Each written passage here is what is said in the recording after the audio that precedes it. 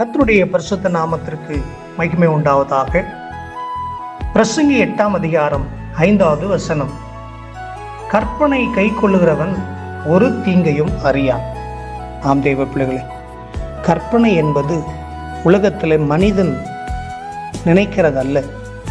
கற்பனை என்பது மனிதன் நினைத்து பார்க்கக்கூடியவைகளும் அல்ல. இது மனிதன் நினைக்கிற கற்பனையை பற்றி பரிசுத்த வேதம் சொல்லவில்லை. தேவனாகிய கர்த்தர் தம்முடைய சித்தத்தை மனிதனுக்கு கற்பனையாக, தம்முடைய திட்டத்தை மனிதன் செயல்படுத்த வேண்டும் என்பதற்காக அதை கற்பனையாக, கட்டளையாக சொல்லியிருக்கிறார்.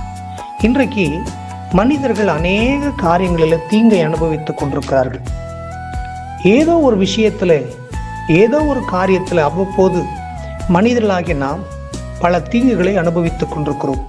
ஏன் எனக்கு இந்த தீங்குகள் வந்திருக்கிறது? ஏன் எனக்கு இந்த தீமை? ஏன் எனக்கு இந்த வேதனை? ஏன் எனக்கு இந்த வியாதி? ஏன் எனக்கு இந்த போராட்டம்? ஏன் எனக்கு இந்த கடன் பிரச்சனை? ஏன் எனக்கு இந்த குடும்பம்? ஏன் எனக்கு சண்டை? ஏன் எனக்கு இந்த விதமான பாடுகள், கண்ணீர் என்று சொல்லி நான் நினைத்து அவ்வப்போது வேதனைப்படுவதுண்டு. ஆம், இன்றைக்கு வேத வசனம் சொல்லுகிறது, உங்களுடைய தீங்குகளையும் வேதனைகளையும் மாற வேண்டுமானால் கர்த்தருடைய வார்த்தை, தேவனுடைய கட்டளையை நான் கைப்பிடித்து கரம் பிடித்து நடத்துவோமானால், தேவனுடைய வார்த்தையின்படி நாம் நடப்போமானால் நமக்கு வருகிற எல்லா தீங்கையும் ஆண்டவராக இயேசு மாற்றி போடுவார்.